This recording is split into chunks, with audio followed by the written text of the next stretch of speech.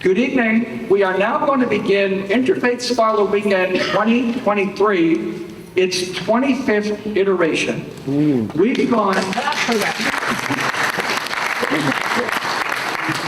have gone actually 2 years using only Zoom, but this year, for the first time in 3 years, we are here to celebrate that much of the pandemic is something we can live with at this point. We can meet in public, we can be careful, but we can also join in community and celebrate again. So in honor of the first time we're back up again, it is our honor to have a speaker coming all the way from New York, representing Interfaith Alliance in the capital of our country. But we have 4 respondents from the local community to what it is that we will be hearing from Reverend Paul Brandeis Rauschenbusch. On that note, we're going to begin the program by having Dr. Ken Hansen begin our evening by making a land acknowledgement, so we'll remember the rights and the dignity of the people on whose land we are living at this moment in our time. Dr. Hansen.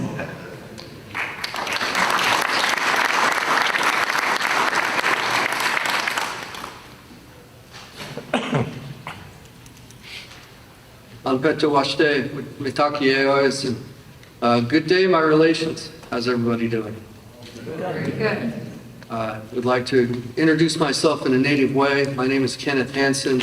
I'm a pre-ICWA adoptee. On my mother's side, my biological mother's side, I'm supposed to have heritage among the Makoche Shawnee, the Cherokee, and the Lakota peoples. This land was held in stewardship by Yokich and Mono people from time immemorial. It was taken, it's unceded land, but it was taken by the U.S. government through 18 treaties, which ended up not being ratified because after the treaties were signed, the government decided they weren't going to ratify any more treaties. So the land was taken, but the people were not compensated for it. People who lived in this area were Yokich and Mono peoples, and of the Yokich people from around this area. There's some names you've probably heard of, but maybe some you haven't. They include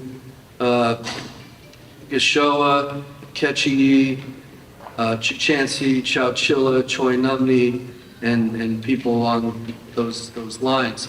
Mono people also, you know, their name for themselves is the Nim. Mono was bestowed upon them by colonizers. But they also came through the valley periodically. People traveled around a lot. There were not hard and fast borders and that kind of thing. So in case you didn't know that little bit of history, oh brother, in case you didn't know that little bit of history, now you know.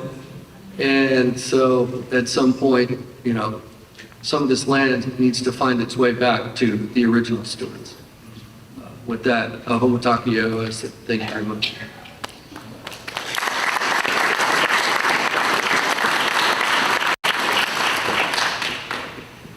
Having welcomed you to the land that we're standing on, now I'd like to bring up Deacon John Sapino, who will welcome you to the parish church where we are now celebrating this event tonight. Deacon John Sapino.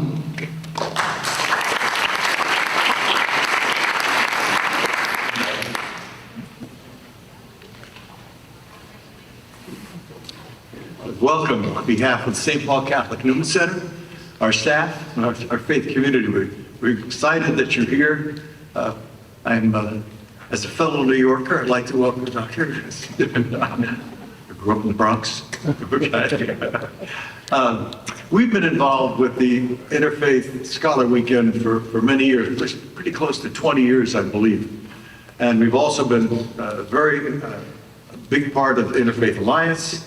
We also take part in the Clergy Caucus, the Clergy Coalition. So we have been, as a community, really involved. And my predecessor, or Father Perry Kabuchin, was also, I guess he was the person who got us involved directly as we began close to 20 years ago, as I said. So we have a lot of history, a lot of great history. Some of my most memorable moments have been involved in events, in particular in our Thanksgiving prayer evening.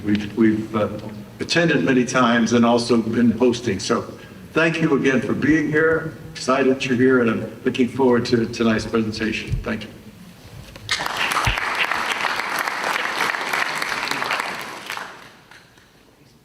And my last introduction will be to bring up Karen Hale, one of our local leaders in our own Interfaith Alliance of Central California. She's been a real champion for what is the principle of the Interfaith Alliance. Let Karen please introduce our keynote speaker for this whole weekend, Reverend Paul Brandeis Rauschenbusch. Karen.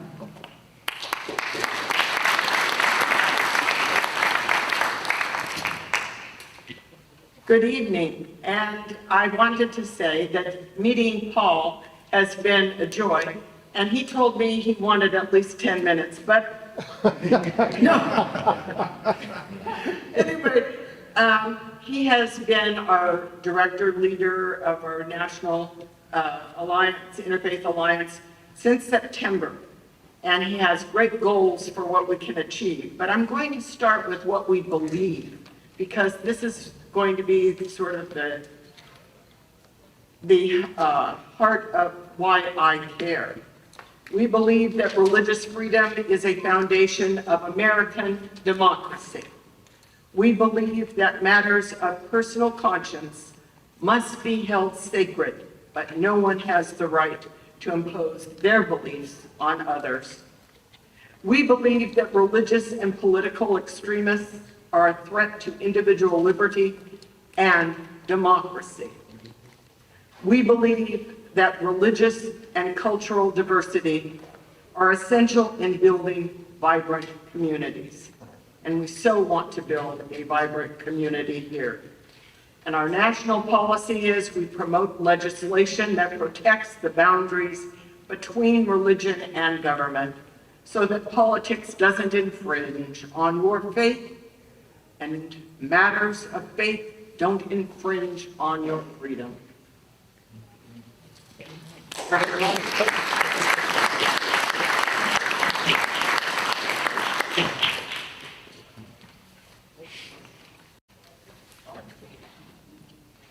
Well, I feel this has already been so rich, so we're going to hopefully go from glory to glory, but I really appreciate the introduction, the land acknowledgement, and thank you so much for hosting us here. And I'm going to be an advertiser. There's a fish fry right next to him, and everybody's going to get hungry, and everybody should go, help out. I bet it's a youth group or something like that. Listen, as someone who's done my time in pastorship, I'm saying go support the kids. Anyway, I'll just say I am really delighted to be here this weekend and with this whole community to dive into the Interfaith Scholars Weekend. I am grateful to the respondents who I will be in conversation with today. I'm really looking forward to learning from you and being part of a broader conversation. I want to thank all the groups that were involved in making this happen. And so just really appreciate everyone who was involved and with the Interfaith Alliance in Central California, of course. But there's one person I just want to single out, and that's this guy right here. Who is the chair for the Big College Weekend. He has been incredibly gracious, tireless. Yeah, there we go. That's the way does that happen to you often? Where someone does that to you? I mean, that's like a very lovely. I'm there every time I'm anywhere. Yeah, anywhere. That's the kind of greeting. Anyway, I'm very grateful to you. You've been so lovely to work with. So thank you. And I'm so just broad thanks overall. I come this evening to share words of solidarity, of support, of hope for this community. And I'm eager to listen and learn about what's happening here in this community and hopefully join you in casting a vision for a truly diverse, welcoming, and hopeful Central California where everyone from every background is understood to have inherent dignity and is afforded equal treatment under the law. Walter Cronkite, who was the honorary chair of the Interfaith Alliance Board of Directors for over a decade, was fond of saying that our work was nothing less than the preservation of democracy.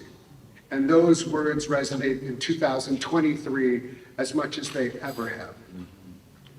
So everyone in this room has an entry point for reflecting on where we come from, where we are today, and where we're going as a country. And I want to start my remarks with a bit of personal history to share with you how I entered this conversation about religion in America. My great-great-grandparents on my father's side came to the United States after the uprisings of 1848 across Europe that were also known as the People's Spring. Some of my great-grandparents lived in Vienna, some in Prague. All experienced the restrictions, taxations, and degradations that came from being Jewish in the Christian-dominated European continent. One of my Jewish ancestors was named Joseph Goldmark, who was a central figure in the revolution that took place in Vienna against the monarchy. And when the uprising was successful, Joseph was part of the first Reichstag in the history of Austria that was formed with an intent to represent the people. The government only lasted for 18 months before it was dissolved when the monarchy was restored to power. And Joseph was forced to flee as a refugee to America. But during that brief time, they passed several groundbreaking laws that included freedom for the serfs, freedom of the press and arts, as well as lifting the restrictions on the Jews. Unfortunately, when the People's Spring was crushed, the laws protecting the Jews were quickly nullified, and retribution in Vienna and Prague and across Europe against those who had participated in the uprising was severe, and in many cases, specifically targeted the Jews that took part. So Goldmark, along with my other ancestors, the Dembitz family, the Whaley family, and the Brandeis family, picked up their lives and moved to America. Arriving on these shores, my ancestors experienced freedom previously unimagined for them. A place where they could have dignity for who they were, no matter what religious background they came from. The freedom of religion was truly amazing to them, and they wrote back to their family members in Europe expressing their love for their new country. Now, I'll pause here. Some of you are assuredly asking how these Jews had a descendant who was a reverend. But I'll save that story for another day. But the important thing is here is the freedom my ancestors experienced was not an accident. The founders of America were thoughtful and intentional about the role that religion would play in the country, and they ascribed that intention in the First Amendment. Congress shall make no law respecting an establishment of religion or prohibiting the free exercise thereof. It simply could not be clearer. For anyone suggesting today that America was founded as a Christian nation, they are arguing against the Constitution. My Jewish ancestors arrived less than 6 decades after then President George Washington wrote his famous letter to the Hebrew congregation in Newport, Rhode Island, assuring them equal status in the United States, telling Jewish congregants, all possess alike, this is a quote, all possess alike liberty of conscience, immunities of citizenship. It is now no more that toleration is spoken of, as if it was by the indulgence of one class of people that another enjoyed the exercise of their inherent natural rights. For happily, the government of the United States give no bigotry, no sanction to persecution, no assistance to bigotry, no sanction to persecution, no assistance. And if we needed more proof that the founders did not intend the United States to be a Christian nation, the Treaty of Tripoli makes it explicit. How many in this room know what the Treaty of Tripoli is? I see one. Okay. Believe me, this is not a got you. It's just, this is unfortunately not a part of our history that we recognize. It was written by George Washington in 1796 to avoid war with Muslim nations over trade. The treaty was signed by John Adams and ratified unanimously by a Senate that was still half filled with signers of the Constitution. The treaty says, and I quote, "As the government of the United States of America is not in any sense founded on the Christian religion," I'm going to say that one more time. This is the founders of our country. "As the government of the United States of America is not in any sense founded on the Christian religion, as it has in itself no character of enmity against the laws, religious, or tranquility of Muslimen, what can you do? And as the states never had entered into any war or act of hostility against Mohammedan nations, it is declared by the parties that no pretext arising from religious opinions shall ever produce an interruption of the harmony existing between the two countries." That's a treaty of the United States showing the intention. Thomas Jefferson, the third president of the United States, reinforced the First Amendment and coined the phrase, the separation of church and state, and showed his comfort with a diverse religious American nation by quipping, "It does me no injury for my neighbor to believe in 20 gods or no God. It neither picks my pocket nor breaks my leg." I mention all of these examples because the next time someone tells you that America was founded as a Christian nation, they are factually incorrect and intentionally misleading and rewriting history, attempting to superimpose a religious hierarchy onto a country that was founded intentionally to do just the opposite. As Princeton historian Kevin Cruz has written, despite the founders' intent, later generations of Americans began to assert that the country they created was indeed Christian. Now, claims of being a Christian nation have also come with an implicit white supremacy that really translates into a white Protestant nation. My family experienced freedom in their new country in part because in the mid-1900s, Jews of Northern Europe were granted status as white. However, the reality that they confronted was that a large portion of the population that was not white was also not free. Their religion was devalued and not considered American. The brutal institution of slavery that had been part of the same country that has espoused the values of freedom since the beginning. Just a few years after my ancestors arrived, the Supreme Court decided in the odious Dred Scott case that upheld slavery and further ruled that because Mr. Scott was of African descent, he could not be a citizen and therefore had no right to sue. The toxic mix of racism and religious bigotry was apparent in the 1920s when the Ku Klux Klan marched down 50,000 strong the streets of Washington, D.C. against the full rights of Black Americans, Jews, and Catholics, explicitly threatening violence against them.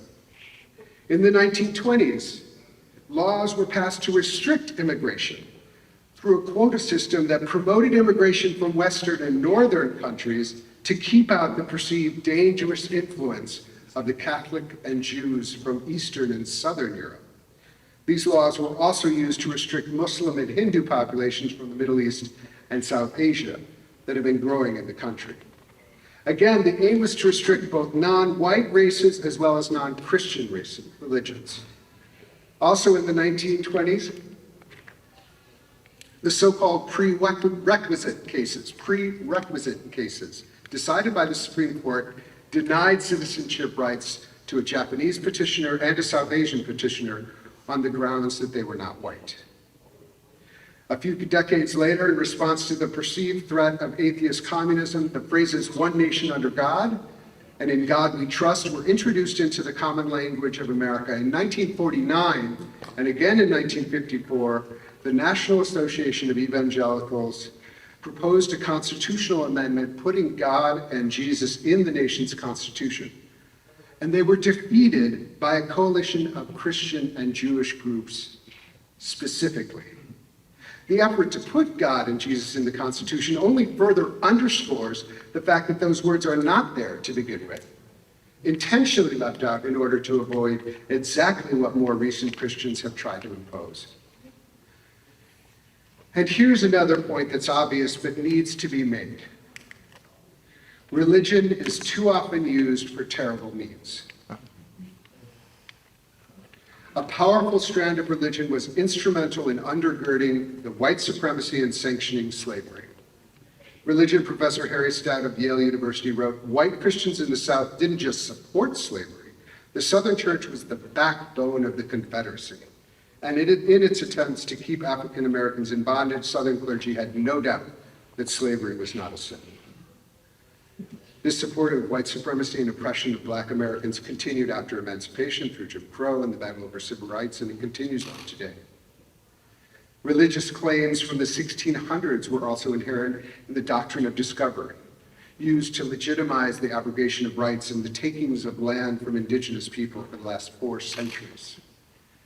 The examples of religious support for slavery and continued support for white supremacy and the taking of indigenous lands across the continent and attacks on indigenous communities and their belief, often in the name of Christianity, is a necessary reminder that while freedom of religion is important, it is necessary.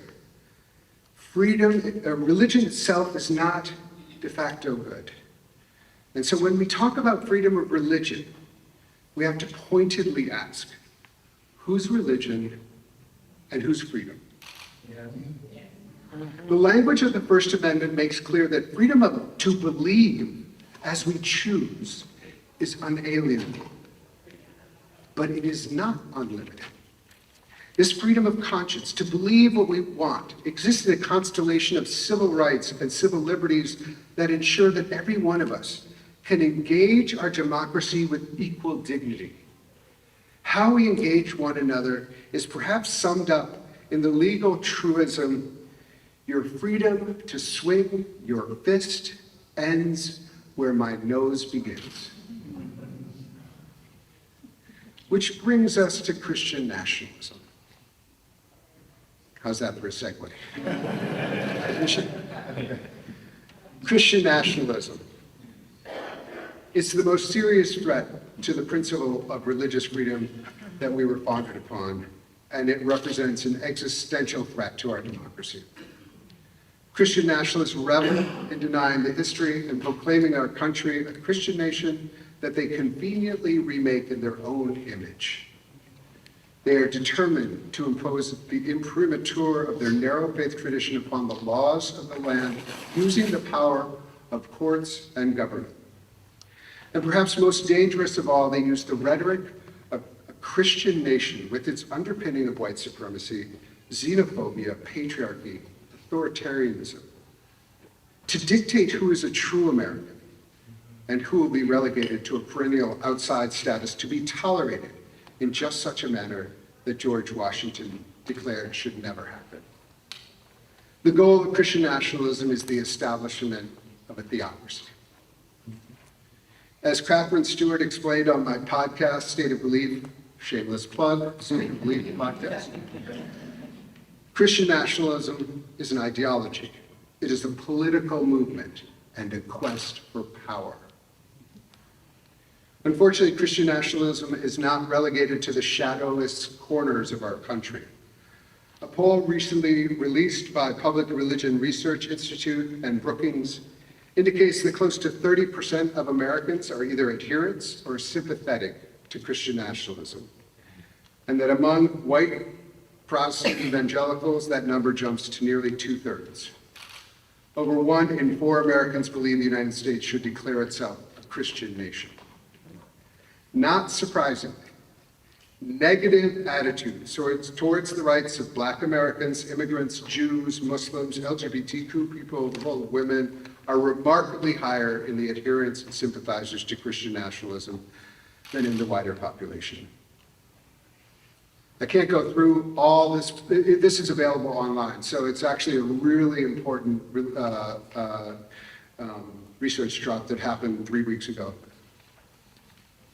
But just the attitudes on race. In the poll conducted by PRI, close to 80% of Christian nationalists disagree with the statement that generations of slavery and discrimination have created conditions that make it difficult for many Black Americans to work their way out of the lower class. The poll also shows that among avowed Christian nationalists who are white, 85% believe that discrimination against whites is as big a problem as discrimination against blacks. No wonder Christian nationalists are behind the effort to ban African American studies programs. No wonder they don't want people to say gay. No wonder they are banning books. No wonder there is an increased anti-Semitism, Islamophobia, and hate overall. No wonder they are treating immigrants like props and sending them up to New York and DC to score points. It's deeply grounded in a Christian nationalist worldview of how they want our country to look and act, and they're determined to get their way. A few other scary things, and then I'm going to get to the helpful part. As Catherine Stewart recently wrote in the New Republic, Christian nationalists are increasingly framing their efforts as a spiritual battle that resonates with many of its followers from the more charismatic and Pentecostal traditions. Christian nationalism pits the power of Jesus, their side, versus the power of Satan.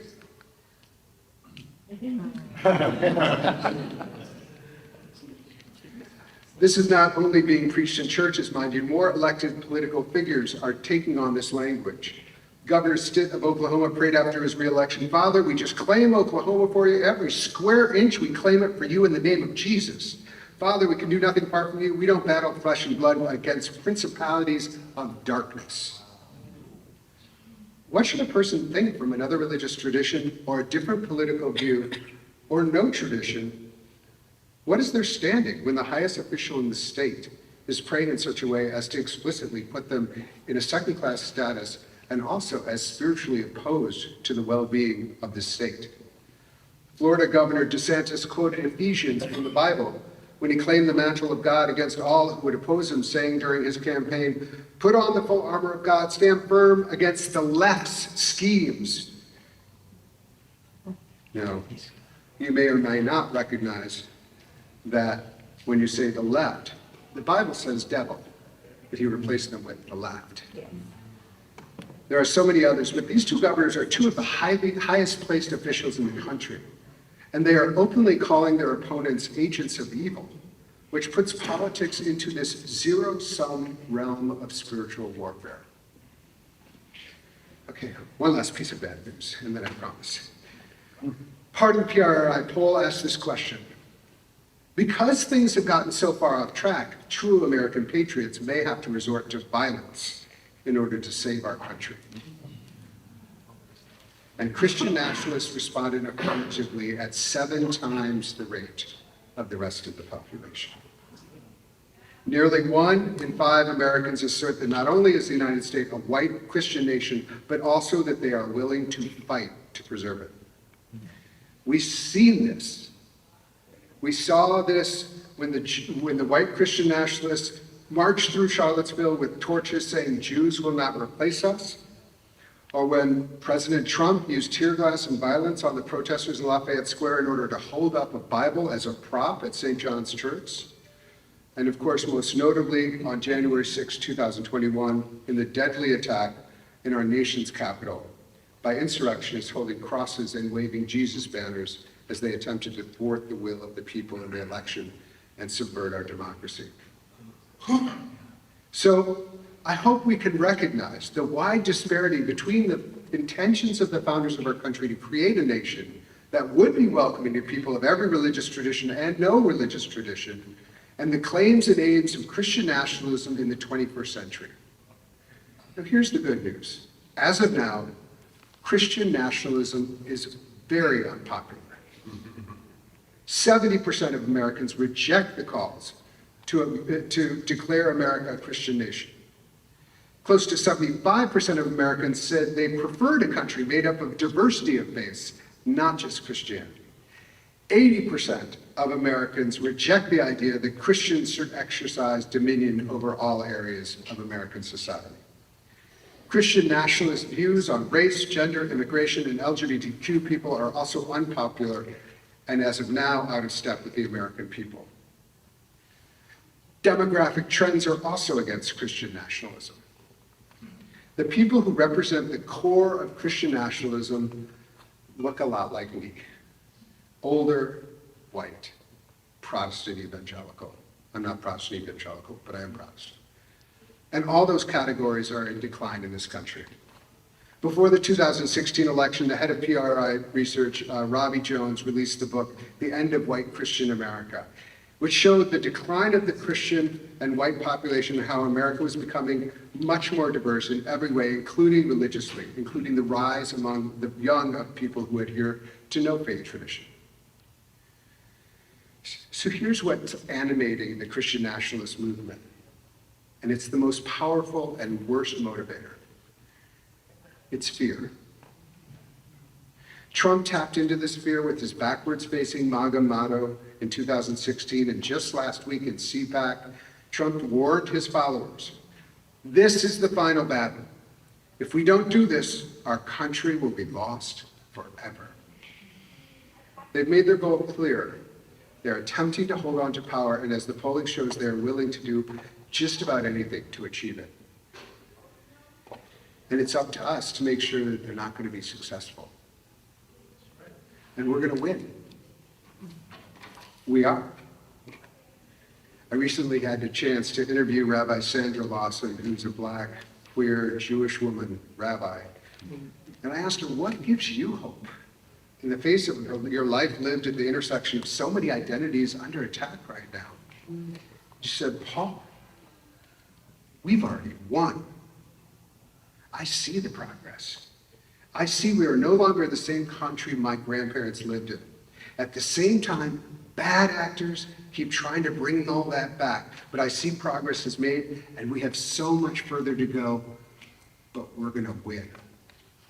And I was shocked by her resilience and her positive worldview, but I appreciated the political strategy that it contained.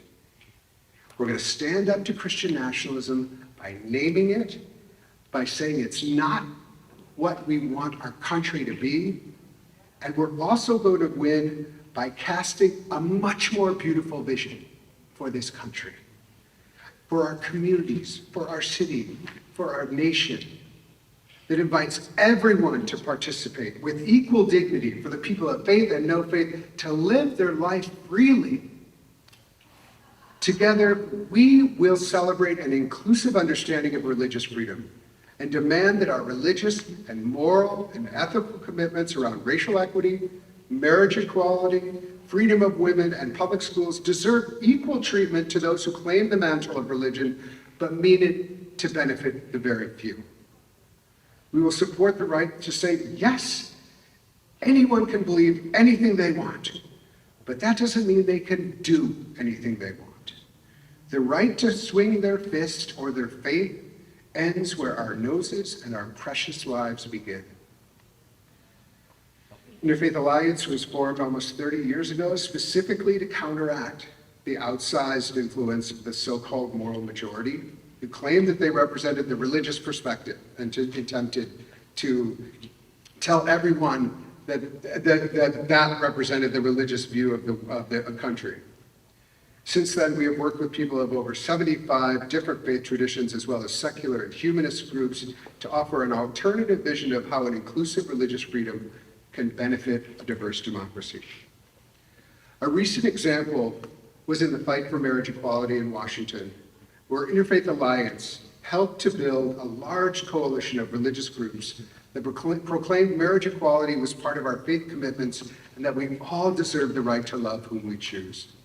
We specifically mobilized around the religious freedom amendments that were proposed by the bill's bipartisan sponsors, Senator Baldwin and Collins, and gathered support from many of the major religious traditions, including the Sikh community that came out strongly for marriage equality for the first time.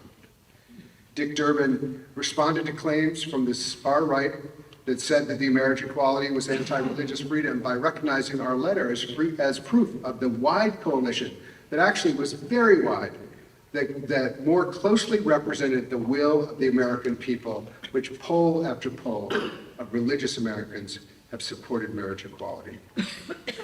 This is just one example of a proactive mobilization that can and must happen in the country to defeat Christian nationalism.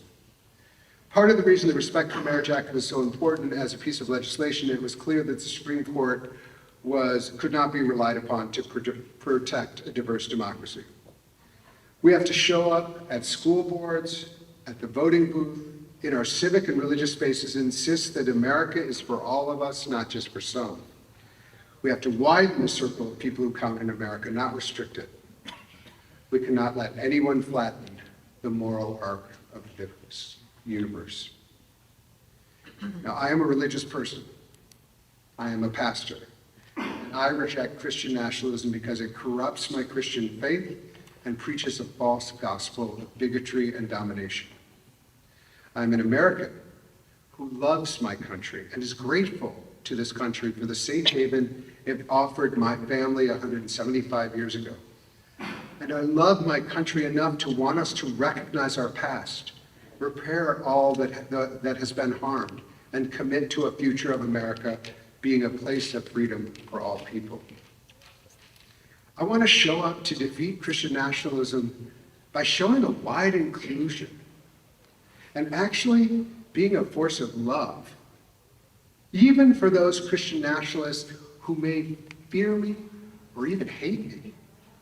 In our movement, I want us to fight for everyone, including very conservative Christians, to be able to believe whatever they want and take their place in the mosaic of this nation.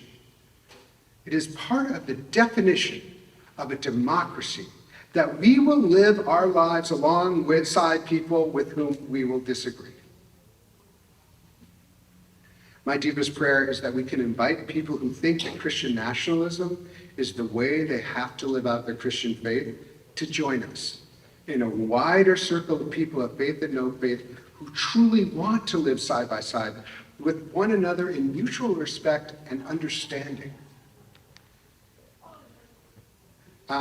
Paul, I want to show up with my Jewish, Sikh, Indigenous, Muslim, Hindu, Jain, atheist, Christian neighbors, with all of you, to protect your right to believe as you choose. I want to be a part of a movement where religion shall be a bridge, not a bludgeon. I want to be a part of a movement where religion shall liberate, not subjugate. I want to be a part of a movement in a country where religion will be part of a diverse democracy, not a power grab for an exclusive theocracy. Tomorrow we'll be having a training on interfaith advocacy that leads on the best of the American traditions of diverse groups coming together to work side by side to make America better for all. I hope many of you will be joining us. At a recent training we offered in Dallas, Texas, a pastor stood up at the end of the day and told the group, "I feel less alone." And that is what I pray for here today, that we feel less alone, less isolated, and more equipped and inspired to show up for one another. The greatest example of interfaith advocacy in America continues to be the civil rights movement and the indelible image of Dr. Martin Luther King Jr., influenced by Mahatma Gandhi, walking side by side with Rabbi Abraham Joshua Heschel.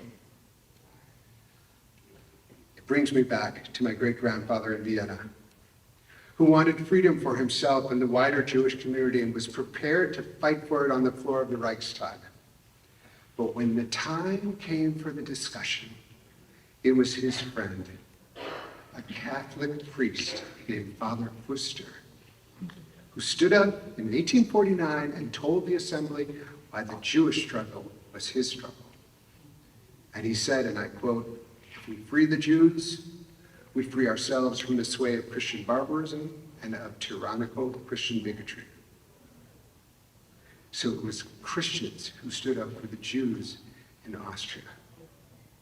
That priest's liberation as a Christian was tied up in the work to free his Jewish compatriot from oppression. We can and we will show up for one another and for our democracy that needs every one of us. One of the sons of the Jewish families that came to America from Europe was my great-grandfather Louis Brandeis, who became the first Jewish justice of the Supreme Court. And while he had much to say about the power of the court and the politicians, his most sincere belief was encapsulated in this quote: "The most important political office is that of the private citizen." This is our time and our calling. Fellow humans, let's rise up and work together to ensure a welcoming, diverse, and just America that celebrates the many so that we might truly be one. Thank you for your attention.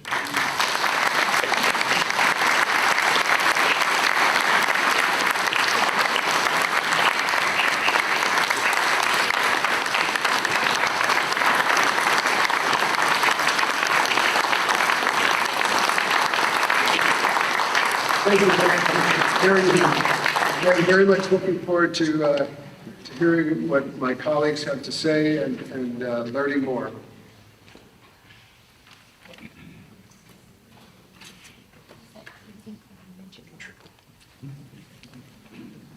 Thank you, Pastor Rauschenbusch, for this tremendous keynote starting off the weekend.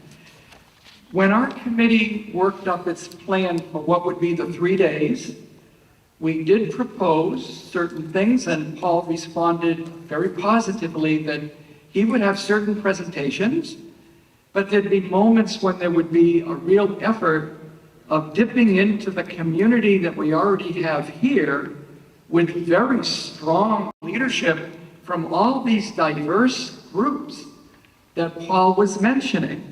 Different ethnicities, different traditions, different religions, and different non-religions.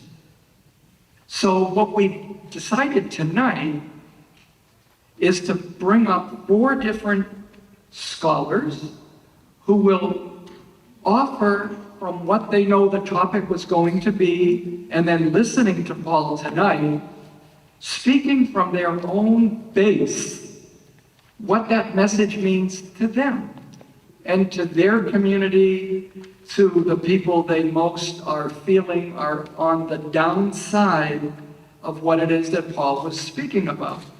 The marginalized, the alienated, the non-included, the excommunicated, the ones who are not able to be themselves totally. So the first person that was going to speak tonight is unable to get here because of where she lives out in the foothills. So Dr. Vina Howard, who is a tremendous philosopher, a tremendous Gandhi scholar, a nonviolent genius who has worked with James Lawson deeply over many, many social issues, civil rights. She did ask that I would make a plug for a film that she is very involved with in her department, which is the M.K. Gandhi Center here at Fresno State. There'll be a film on the 16th at 6 p.m. in Peters Auditorium. I'm going to send to everybody who came tonight the link to more information about this film, which is all about the wife of Mahatma Gandhi. She has decided, this filmmaker, to put together a praise and an antiphon in honor of someone who people don't know about. We know about Mahatma Gandhi. We don't know about his wonderful wife, who was his guru, says the Mahatma.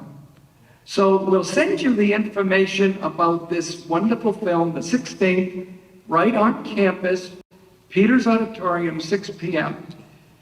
On that note, we're going to bring up the second respondent to Paul's presentation, and that would be someone you met a little before, Dr. Ken Hansen, who will speak to us about a group that Paul mentioned briefly, the indigenous community of the world. Those who have been totally colonized, who have suffered such ravaging in the name of religion, not only the doctrine of discovery, but church practice and policy, all about the tragedy of what it is to be a minority in a dominant culture. Dr. Hansen, could you speak to us about what this means to you and your community? Thank you.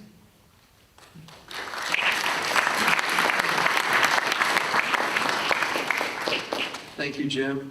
Thank you all again. Thank you, Pastor Paul, for your remarks. It's extremely educational. I enjoyed the talk very much. Let me first say, I'm not a religious leader at all, so I make no claim to that. I do take part in ceremony with my adopted tribe, the Cholone people, and they are a California Indian tribe whose historic territory where they provided stewardship was over what is now presently Pinnacles National Park.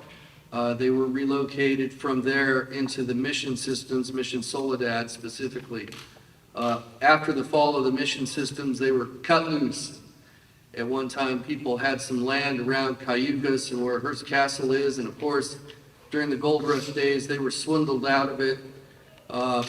Survived the genocide of California Indians, where 300,000 people were reduced to 30,000 people by the state of California, and were relocated to the Bakersfield area and were among the founding population of Bakersfield. And they've been good friends for a good many years. And I work for them as tribal staff in addition to my position at the university. I'm a political scientist, so I tend to view everything through the lens of naming, framing, and blaming. It's kind of what politics is. And by definition, us here having this conversation is a political act, and it's an act of resistance. So this is an important conversation, and I'm glad we're having this conversation. If you're interested in kind of a native view of Christianity, there's a great book by a guy named Mark Charles. And he's Navajo and he's a Christian minister, and he ran an independent presidential campaign in 2020, a write-in campaign, because it's hard for ordinary folks to get on the ballot with all that, without all that corporate sponsorship and super PACs and all of that stuff. His book is entitled Unsettling Truths. And it has kind of a double entendre because it's about how do we unsettle our society from the settler mentality that we're socialized into from the time that we're very, very small. And he deconstructs Christianity to its, going back, how is it that Christianity becomes associated with empire, right? And he goes back to Aquinas and deals with that. Much of the book is about the doctrine of discovery. He deals with that. He deals with his own people's experience, the longest walk, which is, the Navajo equivalent of the Trail of Tears, and, how Father Abraham Lincoln is not really our Father Abraham, is often depicted, and he's very much an agent of genocide, as were a lot of other people. So anyways, it's an excellent book about all of those things. Another point I'd like to make is, your heroes are not always our heroes. Sometimes the liberals are just as bad. Perhaps not meaning to be, but again, so much of the racism is baked into the system to the point where, if you want to kneel at a football game, as an act of protest because you're protesting racism, it's seen as you protesting the entire country. That's how baked in it is sometimes. There's a fellow by the name of Vine Deloria, who's the Lakota scholar, and he's basically, the father of American Indian studies as an academic field. He's written most of the canon when it comes to law, history, politics, and all of that. And he writes about how, essentially we have two religions in the United States. We have the professed Christianity on the part of the Christian nationalists who have written so much of our history, despite what the rest of us think, but also the secular religion. And a lot of the institutions protect that secular religion of the state, which is designed to further the interest of oligarchy, essentially. And so, if we're not running afoul of one, we're probably running afoul of the other, which is why so much of government policy has had such a negative effect on indigenous people in the United States. And then other countries have copied it, of course. There's an important case called the Ling decision from 1990. For 100 years, native religions and I say that plural because there's not one native religion, there's a variety. And, but they were all outlawed during the Indian Wars when something called the ghost dance became popular among Western tribes. And the ghost dance scared the living hell out of all of these settlers, especially those, who were, the government hired a lot of Quaker and Methodist ministers to try to run reservations and try to run the Bureau of Indian Affairs, because the politicians that had been running those institutions were notoriously corrupt. So their solution was to try to replace them with people of good moral character. It's an admirable goal, but none of these people were necessarily culturally competent, or competent really at running a lot of things like government agencies. And so this, is presenting itself with, or manifesting itself in another set of difficulties. But the policy that results from this is highly destructive, and it goes along with the family separation policy, where children were taken and put in boarding schools to be Christianized and to be socialized into being good Americans. The theme was kill the Indian to save the man. And these boarding schools lasted for a century, as did the prohibition on practicing native religion. So now, what have we learned about when we try to make something illegal? Does it go away? Of course not. It just goes underground, where a black market emerges, to take care of whatever demand people have. So native religions went underground. And it's not till 1978, when Congress passes the American Indian Religious Freedom Act, that we're allowed to have ceremony again out in the open. Well, the Supreme Court, in the majority opinion, is written by Sandra Day O'Connor, who's at least a centrist, if not a liberal, on a lot of things, basically negated the Indian Religious Freedom Act. The reason being that it ran afoul of the secular interests of the state. And that's not really the terminology that she used in the opinion, but that is the way the Fine Laureate looks at it. And the issue here, a big difference between indigenous religions and the world religions, Christianity, Islam, Judaism, and so on, is that native religions are very much place-based. We have sacred places where revelation happened, from time immemorial. And the United States of America, generally speaking, does not recognize those as being holy places. And so if it runs afoul of someone perhaps making a few bucks, then, well, we'll send the bulldozers in and they'll take care of it. And unfortunately, that's been a problem for hundreds of years now. How do we solve this? Well, at least in California, the state has included cultural and religious sites as worthy of environmental protection. Now, you would think that, freedom of religion being in the First Amendment, that we would have actual religious freedom protections under the law. But we don't. The First Amendment protects whatever version of Christianity you might identify with, but, not really much of anything else, unfortunately. So we have to turn to environmental laws to actually protect our places of worship. And because a lot of what used to be Indian land is in governmental hands, it may not have been all that well maintained, but at least it's in public hands and not private hands. We are increasingly beginning to get access to these places again. And, part of Land Back, which is a movement, is about getting stewardship, even if it's co-management, which is the policy of Deb Haaland as Secretary of the Interior. This is in part about religious freedom, even if that's not openly stated.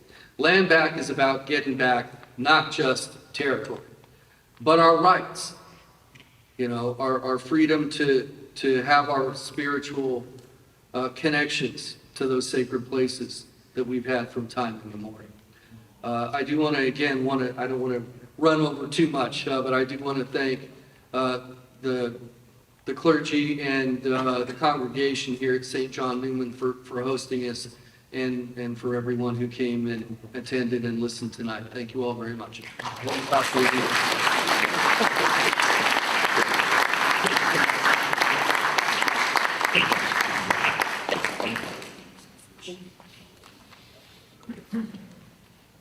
I think we could not have done better than to decide, drink from your own wells. We've got such wonderful people at this university and in this community in the Valley. But to have Paul prompt us with that keynote and then letting people speak from their traditions and their own heart and their own experience, we can't do better than that. So on that note, I'm going to bring up my friend, my sister, Sukaina Hussein, who will speak to one issue that was raised by Reverend Rasha Bush, the Treaty of Tripoli with the Muslim world at that time, 2 centuries ago. Well, now we have a wonderful work that Sukaina and people working with CARE are doing all over this country, but right here in the Valley, we have our Deputy Executive Director to talk to us about how this issue of inclusive religious freedom needs to be addressed by the Muslim community and all of us who are not Muslims. Sukaina.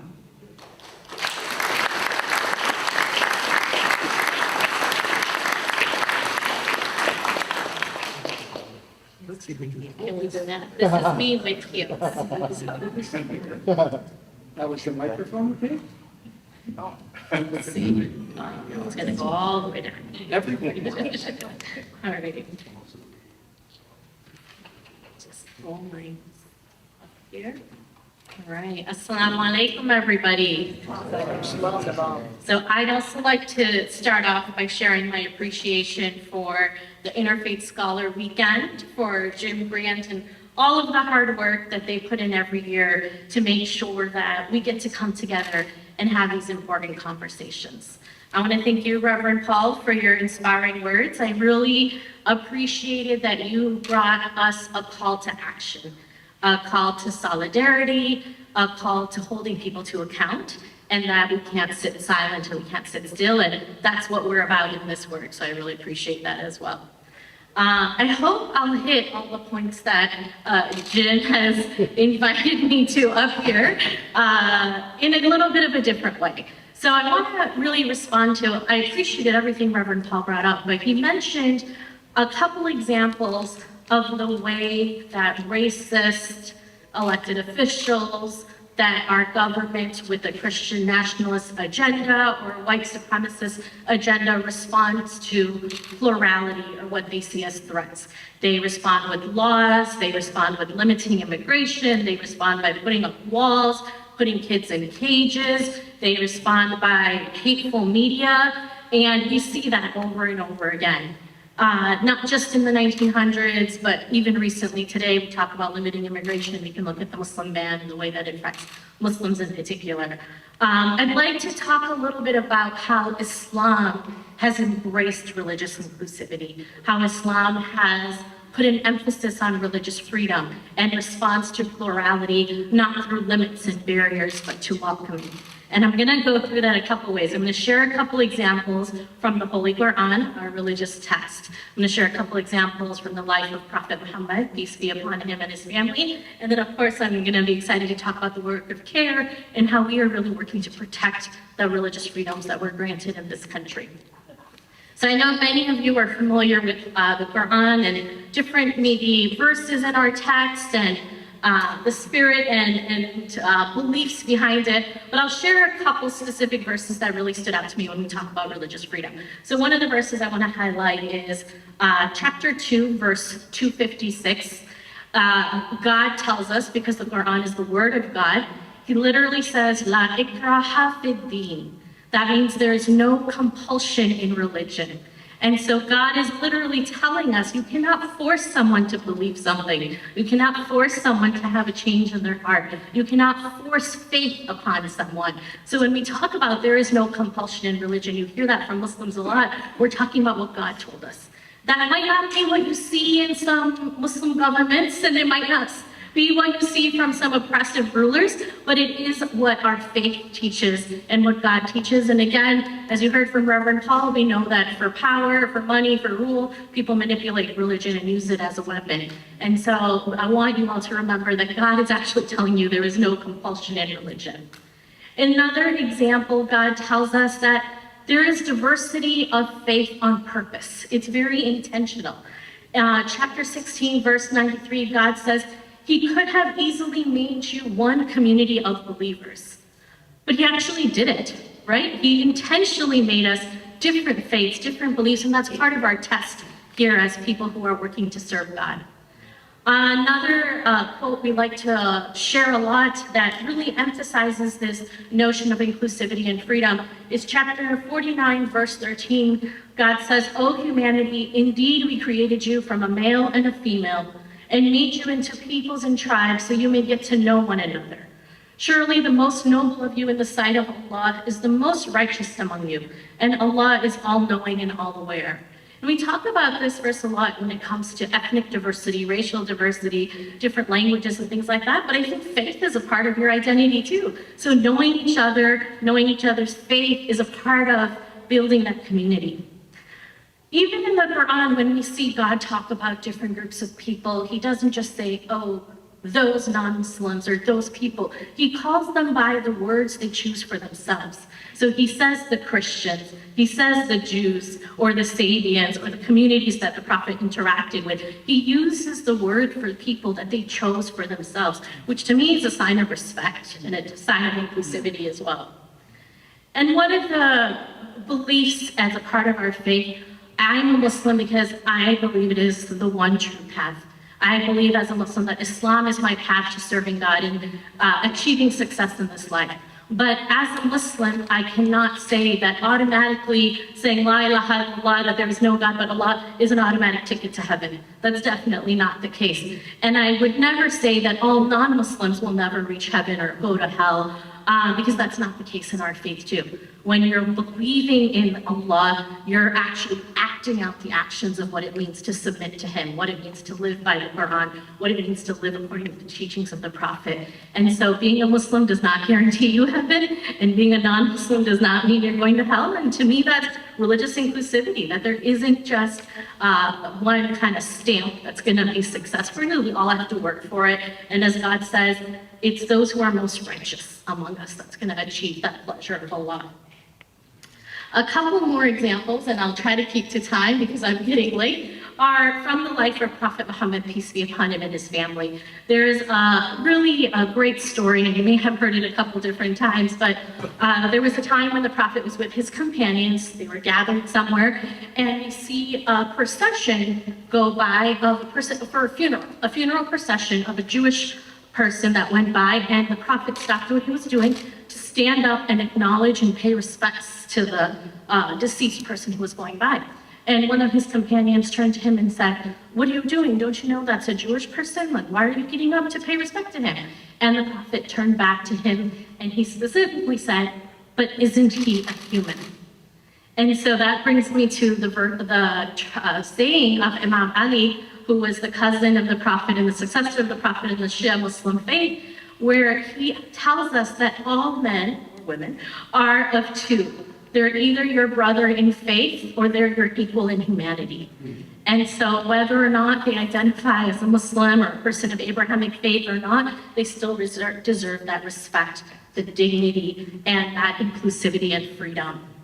Another example, and I'll share this really quick, is when the charter of Medina, which was the city where the Prophet is currently buried, and the city where he spent the later years of his life, was developed, there were actual written rights for all those who lived there, regardless of their faiths. whether they identified as Muslim or not. So this constitution that was created by the Prophet, the first constitution for Medina, which was known as Yathrib at the time, included rights, included written statements that said that people of other religious backgrounds have these rights or those rights. And so again, a very clear demonstration of inclusivity, plurality, and freedom for other folks.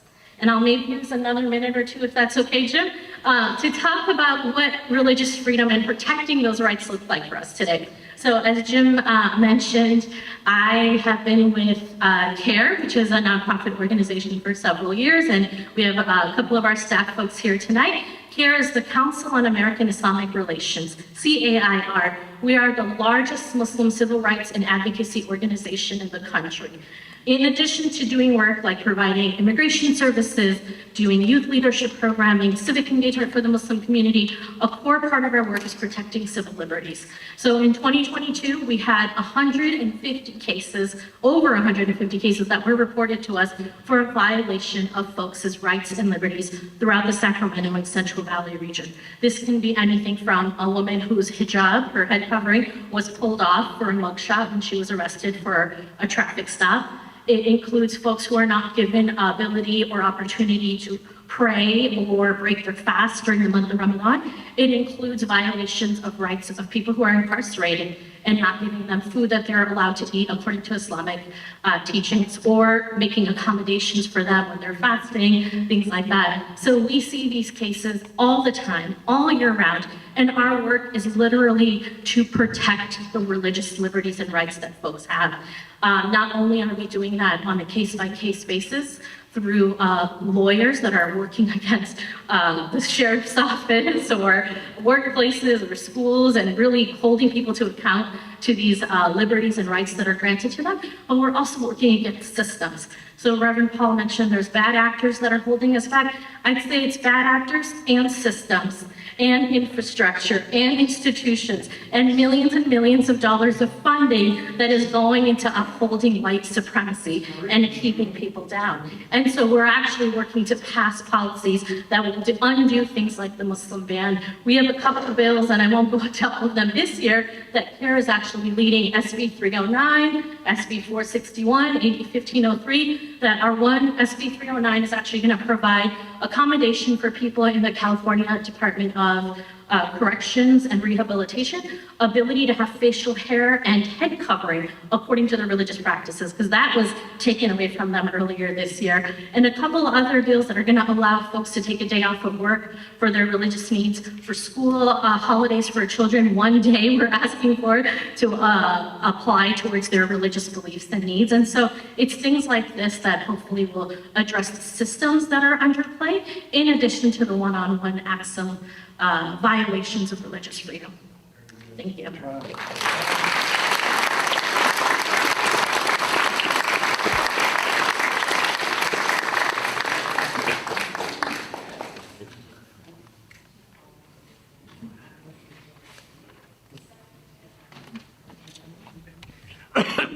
Our fourth respondent is my friend, Dr. Andrew Fiala. I'm going to read what Andy wrote, as if you'll get a clear idea of just who this person is, and then I'll tell you something else about him. Andrew Fiala, PhD, is professor of philosophy and the director of the Ethics Center at California State University, Fresno, the author or editor of more than a dozen books, has published nearly 100 articles and book chapters.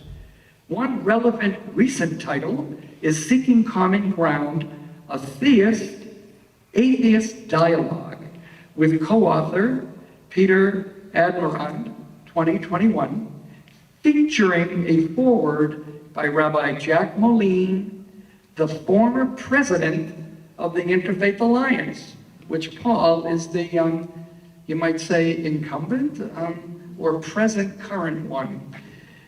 Andy Fiala writes a regular column on ethics, you can read it in the Bee, on religion and politics, but also a column on secularism for Only Sky. Here is the book you're going to want to get. It puts in a personal relationship with a Catholic in Dublin how Dr. Fiala creates a dialogue over virtues which unite and need not separate people of every different form of faith or non-faith. Most recently, though, he almost outdid himself. Writing interfaith work needs to include the non-religious.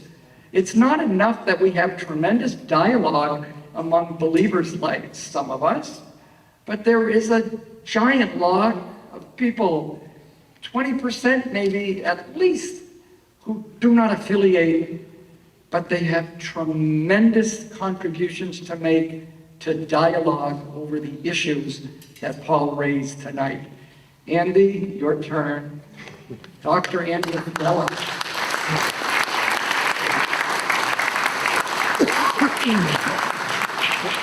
Thank you, Jim. I witnessed what Jim did to make this event happen, so can we thank him again? You wouldn't believe what he did to pull this off. So I've been asked to speak from the non-religious perspective. And I have to admit, it's a weird thing to be, a non-faith person in an interfaith world. But I want you to know, and you may be aware of this, that the fastest growing religion in the United States is no religion. Something like the most recent data, like 30% of Americans do not affiliate with any religious tradition. That includes about 10% who are either atheists or agnostics. But of that 30, subtract those 10, that's 20% of folks who have willfully, consciously disaffiliated from religious traditions. Paul, one of the things you talked about was the demographic shift. And so kind of a question for you maybe you can respond to. I suspect that Christian nationalism is afraid of secularism. And I think you see this especially in the discourse. When you read what the Christian nationalists are saying, they blame secularism. And Ken, you mentioned secularism also. I think we need to do a better job of understanding what secularism is in this country, and I think that's related to the need for civic literacy. Many of our fellow citizens don't have a clue about the First Amendment.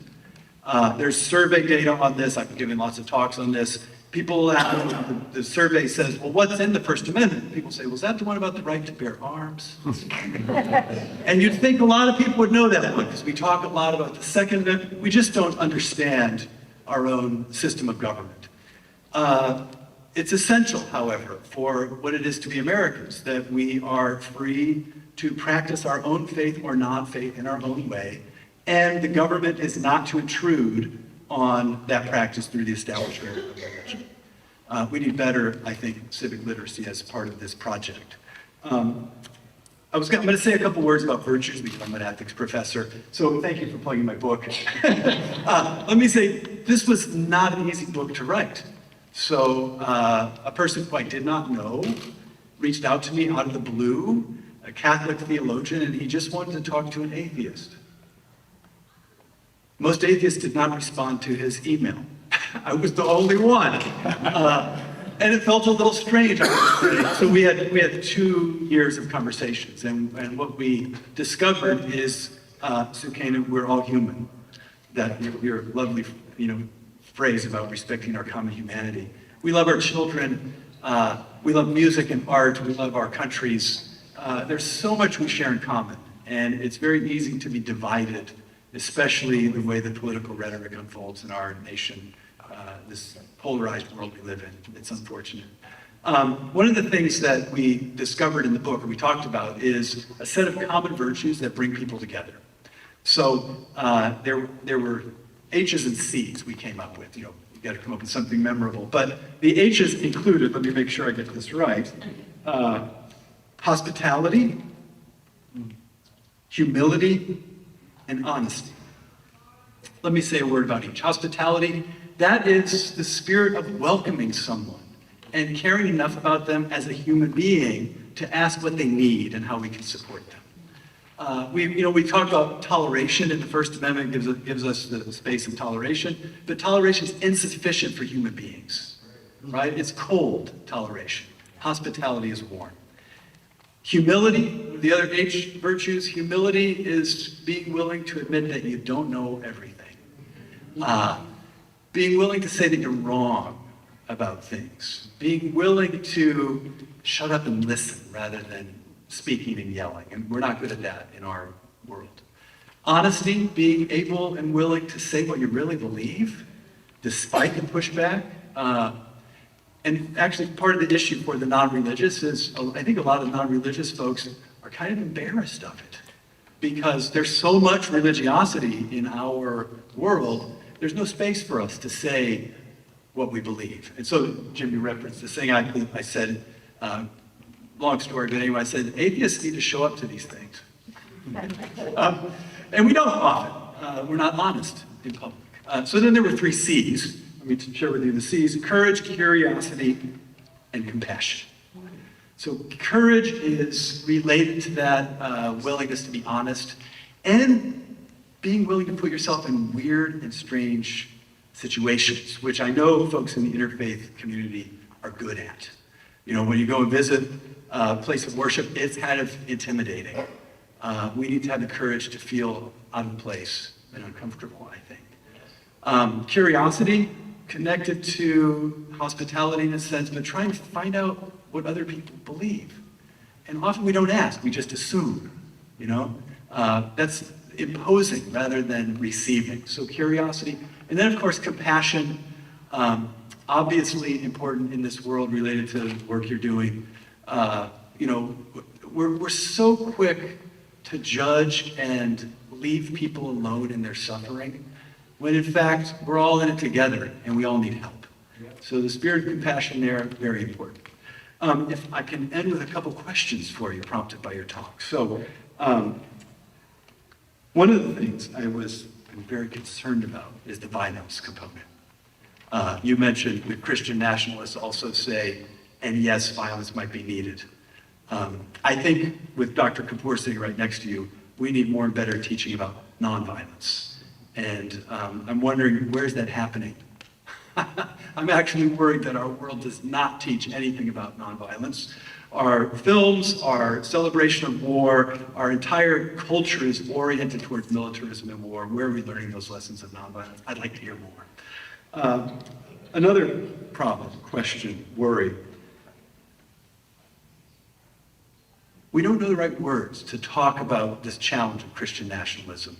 I heard you say, I know it's just, you know, the word came out. You said, how are we going to defeat Christian nationalism? Is that the right word? I'm curious. Can we convert Christian? I mean, is the right word there convert? Is the word separate? You know, people are talking about the national divorce. You heard this? I mean, what is the frame for moving forward? I like the hopeful vision. I think we are making progress. But what do we do? And is defeating really what we need to do? And then if it's not defeating, what would it be? And if it's converting, how in the heck is that going to work? How do we get people to join our team? At any rate, thank you very much for your comments. What a beautiful talk. I mean, I wish I could give a talk like that. The narrative began and ended. It was wonderful. And thanks again to my colleagues, and thank you, Jim Grant, for organizing this.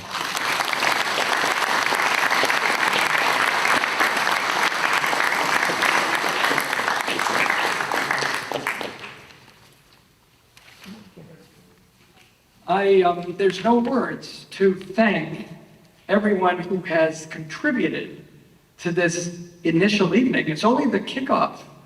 For those that signed up, you know there will be a Temple Beth Israel tomorrow at 8 o'clock. Breakfast, wonderful, kosher, and also halal, and also vegetarian. So everybody should be pleased, unless you're a carnivore. We're trying to get less of us. We should have less of us. We're going to have a whole day, 8 to 2:30, if you can do it. If you haven't registered, we need you to please sign up right now after we leave. If you came in tonight, I hope you registered, or if you didn't, we're going to have people at the checkout booth over there to let us know that you were here tonight. If you registered, we'll just highlight your name. And if you're new to us, we'd love to get your name and your email address so we can keep in touch with you. The other thing to say is there are certain people who made this event possible, and they are major contributors. So let me just name off those that need to hear: the churches, the universities, the organizations that funded this wonderful event that we only began tonight. There would be the Community United Church of Christ, an original former of this wonderful group 25 years ago. First Congregational Church of Fresno, the Big Red, Fresno City College, Fresno Pacific University, the Fresno State Department of Ethics and Conflict Studies, Philosophy, and the Gandhi Center. All of those departments work together to make this event with a generous donation. The Human Rights Coalition of Central California, the InterFaith Alliance of Central California, the Islamic Cultural Center of Fresno, which unfortunately is no longer. We need to work to bring back the energy of the Islamic community here in Fresno. The Sophia's House, the Roman Catholic Bishop of Fresno, the St. Paul Catholic Newman Center, the Willow Avenue Mennonite Church, Temple Beth Israel, the Unitarian Universalist Church of Fresno, and Wesley United Methodist Church.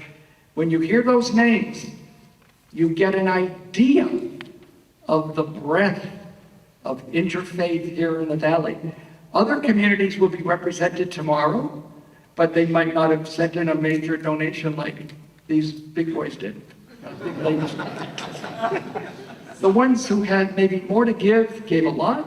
Others will be there tomorrow sharing from their traditions as believers in Islam, Sikhism, Buddhism, Hinduism, and even some Christians will be there also. Don't want to forget some of us. Anyways, if you came in, you should have gotten a little card. If you use your little phone and do the QR code, you could write a question that would get sent to us to know that you'd like that addressed tomorrow, because there's no time right now. The other thing, this beautiful picture of Dr. Kapoor with his link of love, if you go to the QR code here and zoom in, you will be introduced to those wonderful departments at Fresno State that I named and bumbled through because they were written so small, I had my eyes in them. Anyways, it would be the Ethics Center, it would be Conflict and Peace Studies, it would be the Gandhi Center, and the Philosophy Department. It's all going to come up on your phone. It's an introduction to the wonderful work of our Fresno State, and Fresno Pacific, and Fresno City. And also, this year, we have friends coming from Clovis community also. We're like so blessed. I'm going to let the Reverend have a chance, as he'd like. He'll be the last one to speak, to kind of wrap us up tonight, respond in any way he would like to the ones who presented things to him. And on that note, I invite you to sign in when you leave if you haven't signed in. Join us tomorrow at 8 at Temple Beth Israel if you can. That's the one that's on Maroa, just south of Herndon. And Paul, your turn to send us away tonight with a blessing. Thank you.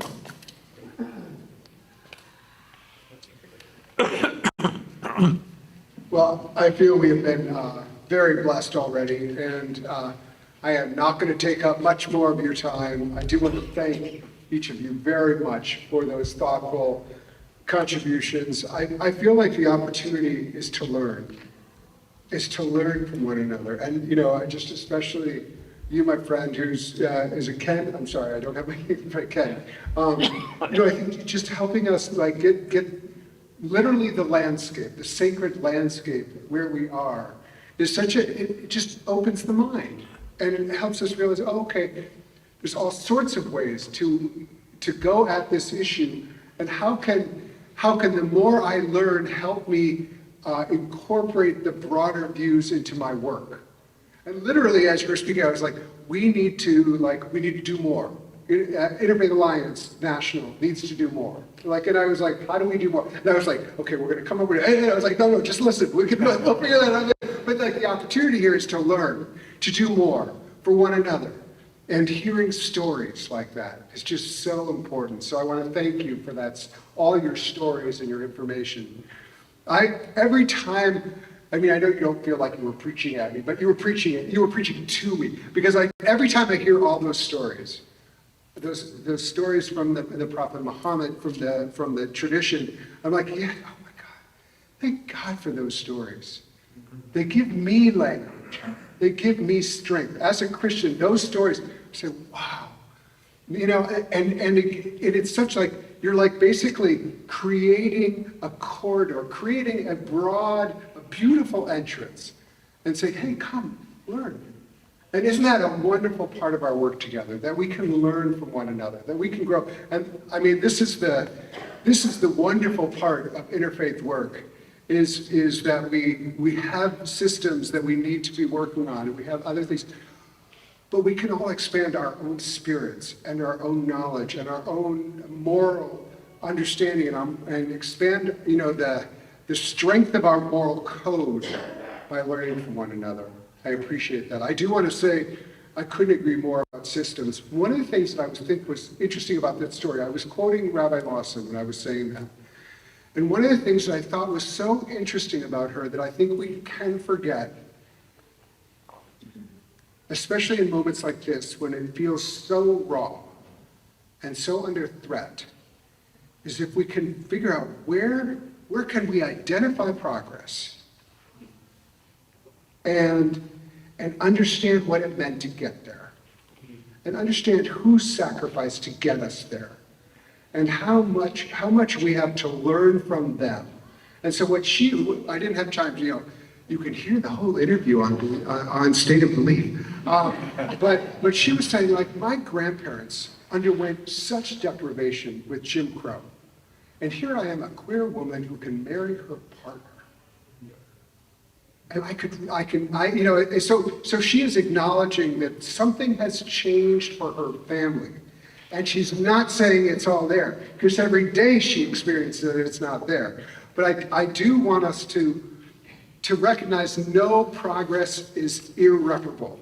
History shows us that. But also that progress is possible. And I think both of those things can be held hand in hand. You asked amazing questions, Andrew, and I have been very interested in the nonviolence. That is a broader civic question. The language of defeat, I get pushback about that a lot. If I didn't feel we were at an existential moment where we just can't let Christian nationalism become the dominant political force in our country, because it will mean so much harm for so many people. So I don't know what else to call it. So I get it, military, it's terrible, but I don't know what else to call it, because the stakes feel very high to me. And I have all kinds of privileges, so they're much higher for more. But they're very high, I got a family, I have the same gender partner, I have 2 boys, I feel existential threat. So I don't know what else to call it, aside from winning. But I do like the idea we have to keep on thinking, because part of it is, how do we invite people into this other vision of America that does not need to demean them, that can be celebrating exactly who they are, but not letting that have to be me. And so I think figuring out that. The other thing that we're going to have dinner time sometime talk, because part of my work was at Princeton as the associate dean of the chapel in religious life, and a great deal of the people who I worked with were people who were not religious. I had a lot of young people, and what I always challenged them is to say, okay, so what are you? And so how do it's very easy for me, Jesus said, but they don't have that, they don't have that. If I say I'm a Christian, so I say this and this. So I was like, the submerged architecture of your worldview and your moral code, bring it above ground and share it. But how do you talk about it? Who are the philosophers? Who are the artists? Who are the poets? Who are the, who is inspiring you and creating a cohesive worldview?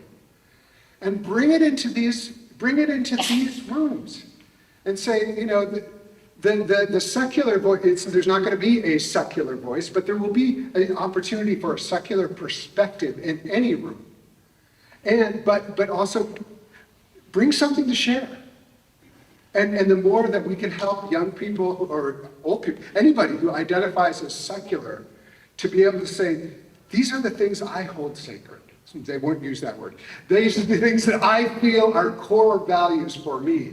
And I want to share those with you. And in the same way that I am learning from my Muslim sister, I'm going to learn from my secular. My greatest teacher, one of my greatest teachers is was a philosopher who was my cousin named Dick Roy, who was like a very kind of scary secular humanist for some people. But he was really like known as this, like they would identify him particularly. He was a philosopher and then became more of a humanities professor and more interested in poetry. But he was able to articulate a vision for living a life with society and a vision for being together. And it was informed not by a religious faith, but by a broad secular worldview. And he inspired me so much. He wrote a great book called Achieving Our Country, using the language of James Baldwin, who initiated that phase. So my encouragement is come into these spaces. And we have to be more intentional about inviting people into those spaces. So that we can't assume, oh, well, we've invited everybody we could. We always need to be seeing who's not here. And who's not at the, who's not. So that includes all sorts of other people that we might be looking at who might not be able to be in this room today, but who we would love to be part of our broader collective life together. So my hope is that these remarks are responding to the generous remarks of my colleagues and also just my deep gratitude for all of you coming out in this crazy weather and to listen to someone you've never heard of. But I just really appreciate you being here and us being part of a community together. And this is an amazing room. This is a beautiful room. This is all we really need, honestly. I mean, we need more people to join us, but this is an amazing room. So just let's relish that we're together. Let's relish that we're like seeing one another and we're part of it. And we're imagining together a future, imagining together a community that really will value everyone in this room and the people who are on the margins who didn't even know to come here tonight. So I just encourage you to relish this moment. Go enjoy some fish, and I look forward to seeing you all, and anybody who can come tomorrow. It's going to be very interesting. I'm just going to presage it for just a second, but I'm going to be talking about the internet. One of my passions is the internet, and where it fits in technology and religion, and hate on the internet, but also the power of the internet to connect. And so that's one thing, and also interfaith advocacy, and how we can come together to actually meet the needs of our communities. Much of you in this room know so much about that, but it will be an opportunity for us to have a kind of a collective experience of it. So I look forward to seeing you all tomorrow. And again, thank you, Jim, for all of this.